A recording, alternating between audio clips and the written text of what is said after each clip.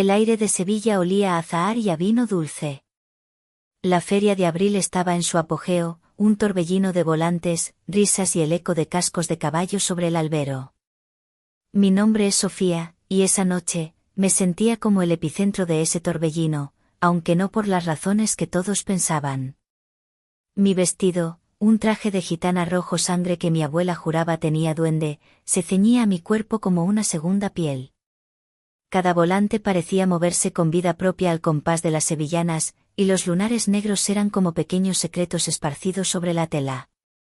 Era un diseño atrevido, con un escote generoso pero elegante, que dejaba mis hombros y clavículas al descubierto, adornado solo por el brillo de mi piel bajo las luces de los farolillos. En mis pies, llevaba unas esparteñas de tacón alto, con cintas negras que se enroscaban en mis tobillos como serpientes de seda. Era mi pequeño fetiche, sentir esa atadura delicada, una mezcla de fragilidad y firmeza que me hacía caminar con una cadencia especial, casi desafiante. En mi pelo, recogido en un moño bajo, lucía una única rosa roja, tan oscura que casi parecía negra, el broche final a un lienzo que esa noche parecía atraer demasiadas miradas. Estaba con mis amigas, cerca de la calle del infierno, pero mi mente no estaba en sus cotilleos. Sentía un peso en la nuca, una mirada insistente que me quemaba la piel. No era la típica mirada lasciva de los turistas ni la curiosa de los locales.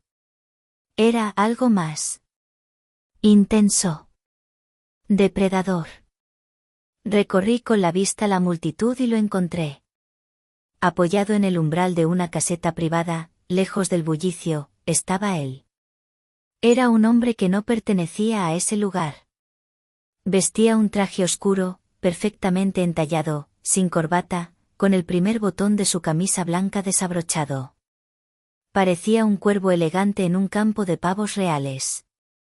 Su pelo era negro, peinado hacia atrás, y su rostro, de ángulos marcados y una barba de 3 días, era de una seriedad casi insultante en medio de tanta alegría. Pero fueron sus ojos los que me detuvieron el corazón. Oscuros, profundos, y fijos en mí. No sonreía. Simplemente, miraba. El tiempo pareció detenerse.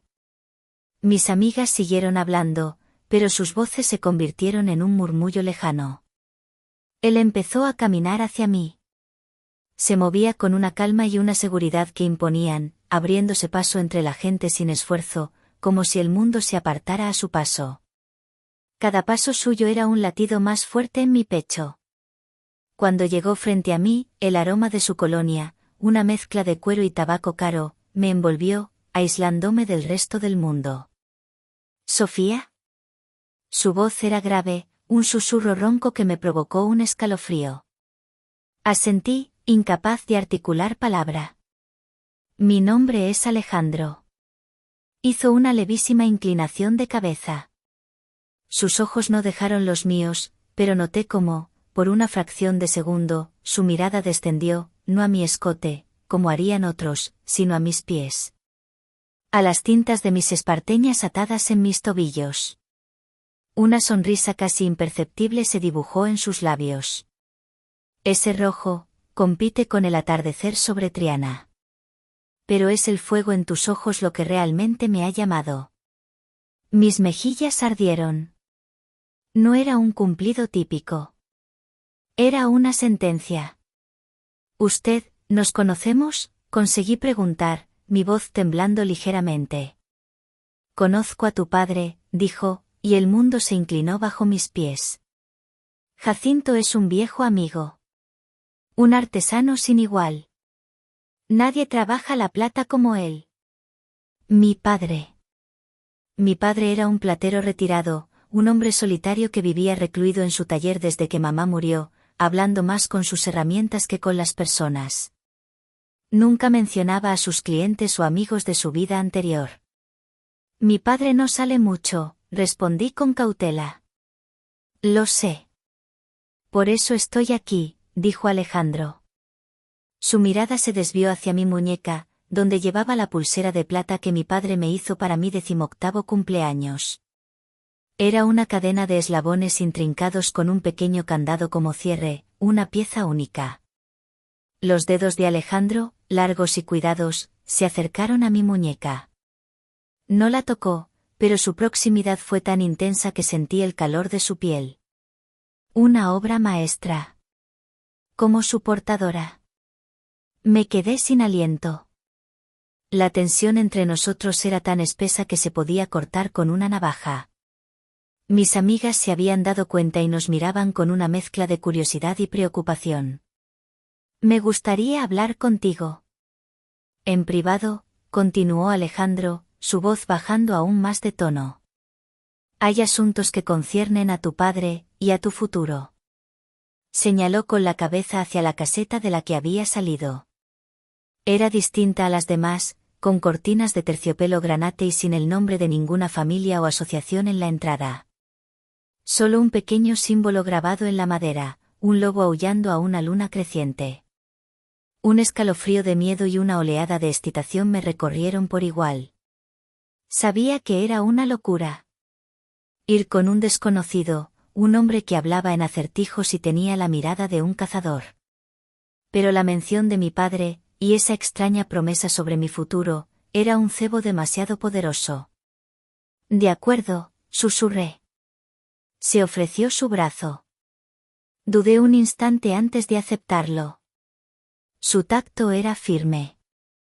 Mientras caminábamos, sentí su mano deslizarse desde mi codo hasta la parte baja de mi espalda, un gesto posesivo y protector al mismo tiempo. Cada roce de sus dedos a través de la fina tela de mi vestido era una pequeña descarga eléctrica. Al llegar a la caseta, el hombre de la entrada, corpulento y con cara de pocos amigos, hizo una reverencia profunda ante Alejandro. Alejandro apartó la pesada cortina de terciopelo para mí. Después de ti, Sofía. Entré. El interior era opulento, silencioso, iluminado por la luz tenue de unas velas. La música y el alboroto de la feria desaparecieron de golpe, como si hubiéramos cruzado el umbral a otro mundo. La cortina cayó detrás de nosotros con un sonido sordo y definitivo, dejándome a solas con él. Sobre una mesa de caoba, vi un anillo que se había quitado. Tenía el mismo símbolo que la puerta, el lobo y la luna. Y de repente, un recuerdo fugaz, una pesadilla de mi infancia, golpeó mi mente, ese mismo símbolo, grabado en la empuñadura de una daga. El corazón me dio un vuelco.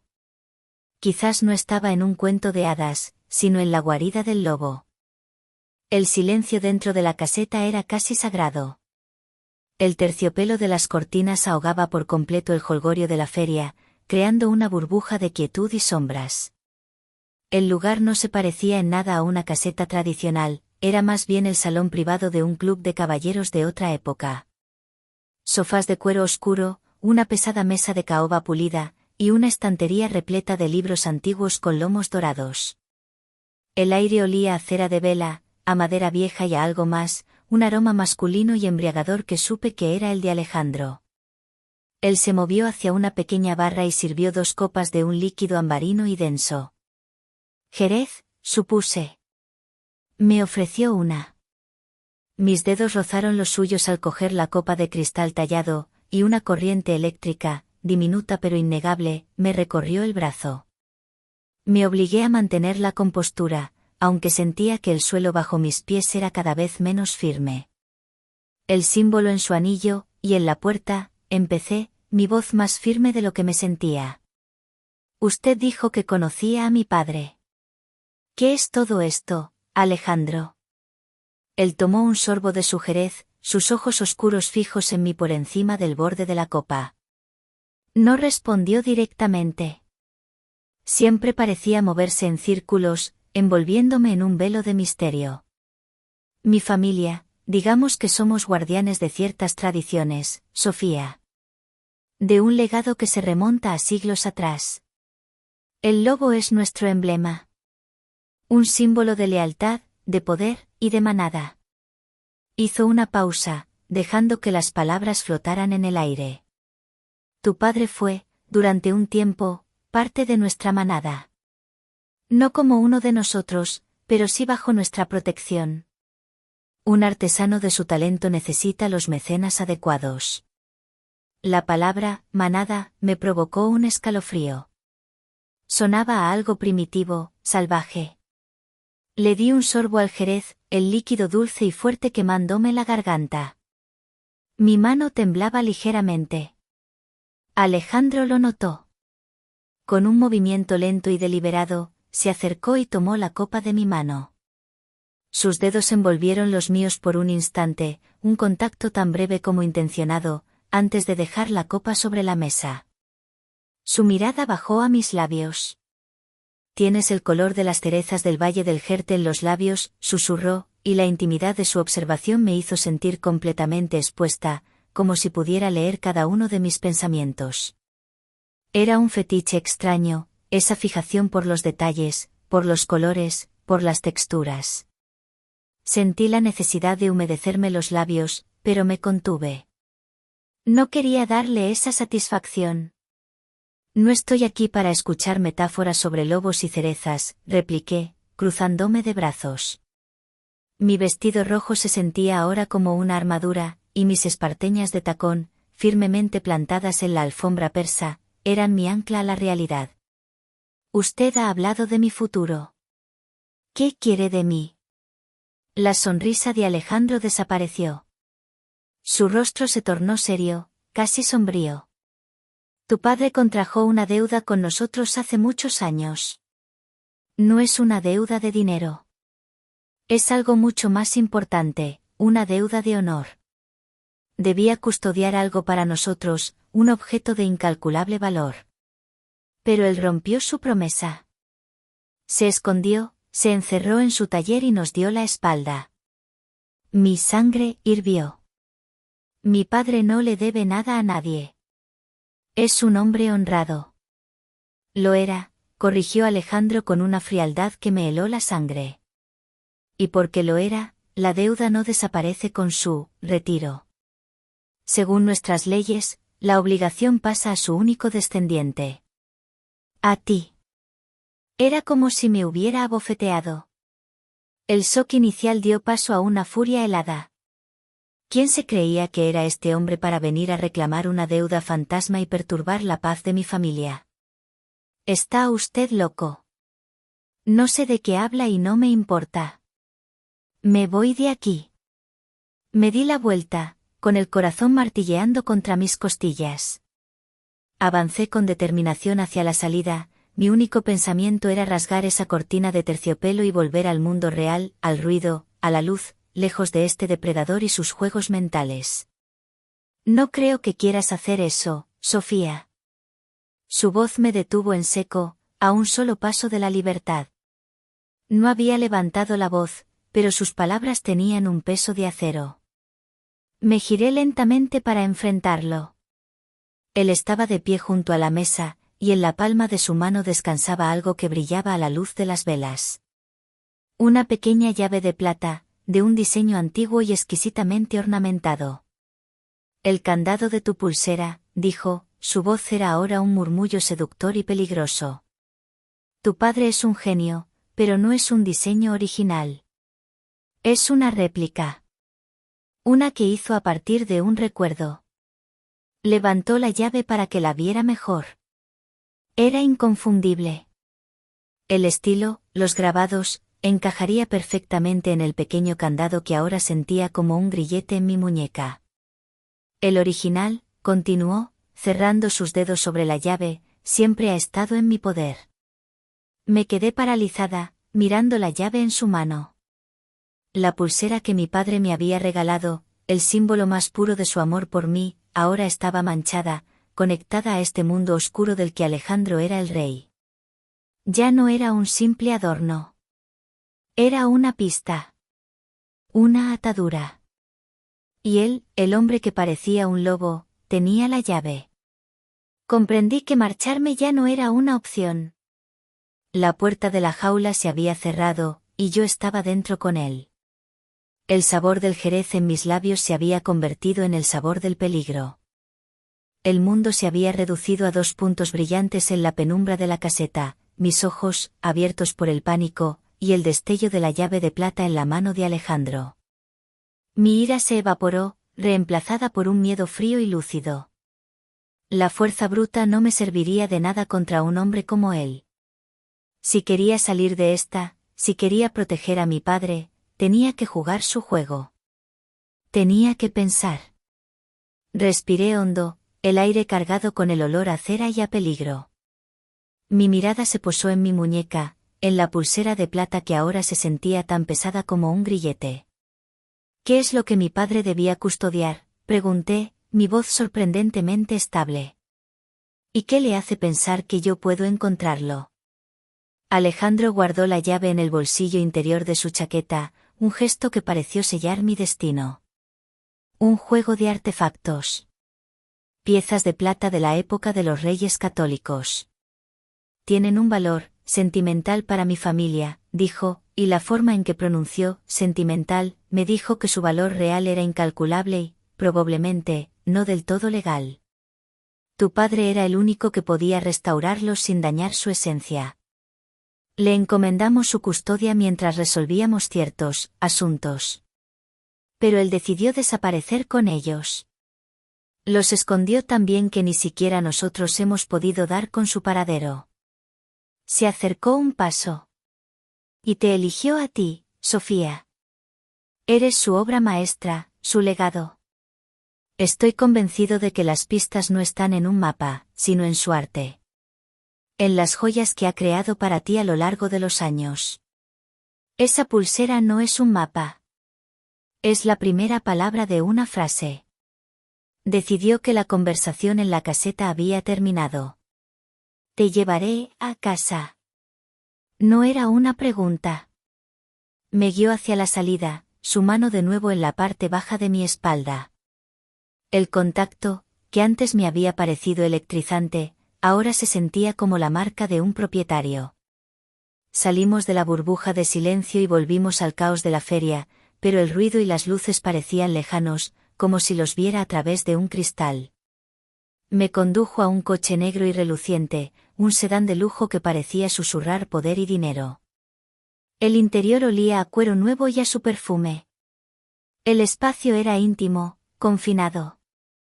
Cuando se sentó a mi lado en el asiento trasero, sentí que el aire se volvía denso, cargado con su presencia. Mientras el chofer nos alejaba de la feria, conduciendo por las calles adoquinadas del centro de Sevilla, Alejandro se giró hacia mí. Su rostro quedó a escasos centímetros del mío. Pude ver el color exacto de sus ojos, motas de color avellana en un mar de oscuridad, y sentir el calor de su aliento cuando habló. Observa el candado, me ordenó en voz baja, su proximidad era una forma de intimidación mucho más potente que cualquier amenaza. Tu padre es un maestro. Nunca crearía una réplica inútil. Hay una forma de abrirlo sin la llave. Un secreto escondido en el propio diseño. Tu padre piensa en plata, Sofía. Tienes que aprender a leer su lenguaje. Me quedé inmóvil, apenas respirando, atrapada por su cercanía. Era una invasión de mi espacio personal, sutil pero total, un fetiche de poder que no requería ni un solo toque. El coche se detuvo frente a mi portal en el corazón del barrio de Santa Cruz. La fachada antigua y humilde de mi edificio contrastaba brutalmente con el vehículo del que acababa de salir. Alejandro me acompañó hasta la puerta de madera. Por un momento, pensé que se iría, que me dejaría con esa tormenta de miedo y confusión. Pero se detuvo. Para que puedas empezar a leer, dijo, y me tendió una pequeña bolsa de terciopelo negro. La tomé con dedos temblorosos. Dentro, sentí el peso frío y duro de varios objetos metálicos. Y entonces, hizo algo que me desarmó por completo. Tomó mi mano, la que llevaba la pulsera, y la giró con delicadeza. Se inclinó y depositó un beso suave y cálido en la parte interior de mi muñeca, justo al lado del candado de plata. El contacto de sus labios sobre mi piel fue como una quemadura, un gesto de una intimidad tan inesperada y perturbadora que me dejó sin aliento. Era tierno y a la vez, era el sello de un pacto que yo no había firmado. Tienes una semana para abrirlo, Sofía, susurró contra mi piel, su aliento enviando escalofríos por todo mi cuerpo. Después de eso, mis métodos para conseguir lo que quiero se volverán menos pacientes. Se enderezó, me miró una última vez con esos ojos insondables y se marchó, desapareciendo en la noche sevillana con la misma facilidad con la que había aparecido. Entré corriendo en mi apartamento, cerré la puerta con todos los cerrojos y me apoyé en ella, con el corazón desbocado. El beso fantasma todavía ardía en mi muñeca. En una mano tenía la bolsa de terciopelo, en la otra, la pulsera que se había convertido en mi acertijo y mi condena. Abrí la bolsa. Dentro había un juego de delicadas herramientas de joyero, una lupa, un punzón de punta fina, unas pinzas diminutas. Ya no era Sofía, la chica del vestido rojo en la feria. Ahora era una pieza en un tablero peligroso. Una jugadora que sostenía el primer hilo de plata de un misterio que mi propio padre había tejido. Con la mano temblando, cogí la lupa y me la acerqué al ojo, enfocando la fría superficie del candado en mi muñeca. El juego había comenzado. Los siguientes 3 días fueron una tortura de plata y silencio. Mi apartamento, antes mi refugio seguro en el corazón de Santa Cruz, se había convertido en una celda dorada. Las horas se fundían en una obsesión solitaria, con la lupa de joyero pegada a mi ojo y el frío del metal contra mi piel. Sobre la puerta de mi armario colgaba el vestido rojo, un espectro de seda y lunares, recordándome constantemente la noche en que mi vida se descarriló. El candado de la pulsera seguía siendo un enigma indescifrable, una sonrisa de plata que se burlaba de mis esfuerzos. Cada grabado, cada filigrana, era un callejón sin salida. Al 4.º día, la frustración me golpeó con la fuerza de una revelación: la respuesta no estaba solo en el objeto, sino en la mente de su creador. En mi padre. Tenía que ir a su taller. El taller de mi padre se encontraba en una callejuela olvidada de Triana, el barrio al otro lado del río, cuna de toreros y artesanos. Hacía meses que no iba, respetando su deseo de soledad. Ahora, al girar la vieja llave de latón en la cerradura, sentía que estaba profanando un lugar sagrado. El aire del interior estaba quieto, cargado con el olor familiar del metal, el aceite de pulir y el polvo de los años. Era un santuario congelado en el tiempo. Las herramientas colgaban en la pared en un orden casi militar, los bocetos de diseños antiguos amarilleaban bajo una fina capa de polvo. Este era el mundo de mi padre. Y era aquí, entre estas paredes silenciosas, donde se había forjado mi peligrosa herencia. Empecé a buscar, sin saber muy bien qué. Revisé viejos cuadernos de bocetos, cuyas páginas susurraban historias de encargos pasados. Rebusqué en cajas llenas de recortes de plata y piedras sin pulir. Nada. Cuando estaba a punto de rendirme, encontré un viejo libro de contabilidad en un estante inferior. No contenía números, sino bocetos. Entre ellos, los diseños detallados de una caja de secretos que le había hecho a mi madre por uno de sus aniversarios. Mi corazón dio un vuelco. Recordaba esa caja, un pequeño cofre de madera con incrustaciones de plata que solo se abría si sabías el truco. Los dibujos mostraban mecanismos complejos que no dependían de llaves, sino de una secuencia de puntos de presión. Uno de los esquemas me llamó la atención: un cierre que se liberaba al presionar 3 puntos específicos en un orden concreto. La forma del mecanismo me resultaba vagamente familiar. Con el cuaderno de bocetos abierto sobre el banco de trabajo, volví a coger mi pulsera. El silencio del taller era absoluto, roto solo por el latido de mi propio corazón. Esta quietud agudizó mis sentidos. Me volví hiperconsciente de cada mínimo sonido. Empecé a escuchar. Usando el punzón de punta fina que me había dado Alejandro, presioné suavemente uno de los grabados del candado, escuchando con toda mi atención. Nada. Probé otro. Silencio. El mecanismo de la caja de mi madre no era una copia exacta. Frustrada, dejé caer el punzón. Una frase que mi padre solía repetir cuando yo era pequeña vino a mi mente: toda buena historia, Sofía, tiene un principio, un nudo y un desenlace. Mis ojos se fijaron de nuevo en el candado. El grabado principal no era un simple adorno, era una diminuta enredadera de plata que se enroscaba alrededor del ojal. Tenía un principio, la raíz, un nudo, una hoja a mitad de camino, y un desenlace, una pequeña flor en el extremo. Contuve la respiración. Cogí el punzón de nuevo. Presioné la punta en la base de la raíz. Un clic, casi imperceptible, tan suave que más que oírlo, lo sentí en mis dedos. Mi corazón se aceleró. Presioné el centro de la hoja. Clic, la adrenalina inundó mis venas. Finalmente, con un cuidado infinito, presioné el centro exacto de la flor. Se oyó un chasquido nítido y satisfactorio, y el pequeño candado se abrió. Por un momento, me quedé mirando, incrédula. Estaba abierto. Dentro, en un compartimento minúsculo, había algo. Un trocito de pergamino, enrollado tan apretado que parecía un grano de arroz. Con las pinzas del estuche de terciopelo, lo extraje con un cuidado de cirujano. Mis manos temblaban tanto que casi lo dejo caer. Lo desenrollé sobre el gastado cuero del banco de trabajo. No había un mensaje, ni un mapa. Solo un único símbolo dibujado con una tinta que el tiempo había desvaído. Una espiral que terminaba en 3 puntos. No significaba nada para mí. Justo en ese instante, mi móvil vibró sobre la mesa, sobresaltándome. Un número desconocido.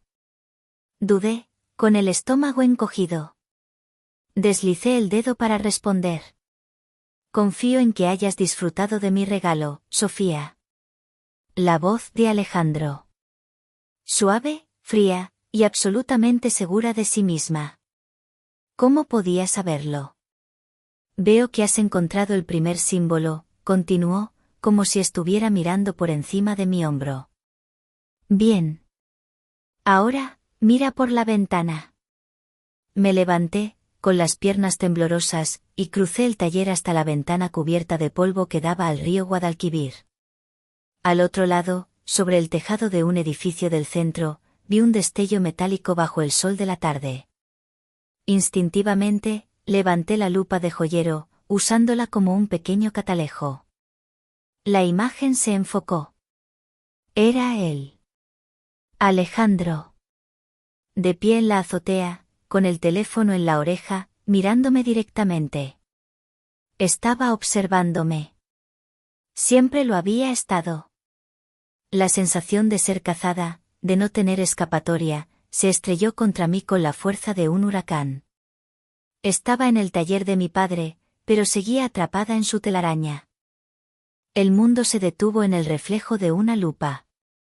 A través del cristal, la figura de Alejandro en la azotea era nítida, un depredador observando su territorio. Y yo era la presa, atrapada en el centro de su mira. Colgó el teléfono. El silencio que siguió fue un grito ensordecedor. El taller de mi padre, mi último vínculo con mi antigua vida, se había profanado. Ya no era un refugio, era simplemente otra habitación de mi jaula. El miedo es un veneno, pero en dosis altas, puede convertirse en un antídoto. La parálisis se transformó en una claridad helada. No podía quedarme allí. Con manos rápidas, fotografié el símbolo del pergamino, guardé el diminuto original en la bolsa de terciopelo junto a las herramientas y salí corriendo de allí, sin mirar atrás. Solo había una persona que podría, remotamente, entender los secretos de mi padre, mi abuela. Tomé el primer tren a Córdoba. El viaje fue una pesadilla de paranoia.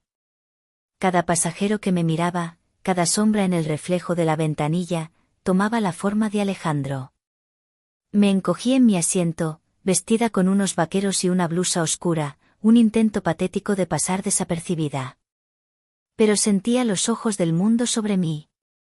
Apreté la bolsa de terciopelo en mi regazo. Eran mis únicas armas.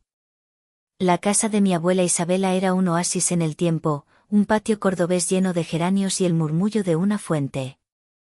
Pero ni siquiera allí encontré la paz. Isabela, una mujer de mirada afilada y espalda recta, supo que algo andaba mal en el instante en que me vio. Su rostro, surcado por las arrugas del orgullo y la pena, se contrajo. Desesperada, se lo conté todo. El hombre de la feria, la deuda de honor, la pulsera, el símbolo. Al principio, me regañó con su dureza habitual, culpando a la sangre soñadora de mi padre por mis problemas. Pero cuando le enseñé la foto del símbolo en mi teléfono, su máscara de hierro se resquebrajó. Palideció. Sin decir una palabra, se levantó y fue hacia un viejo arcón de madera de cedro que había en la esquina de la sala.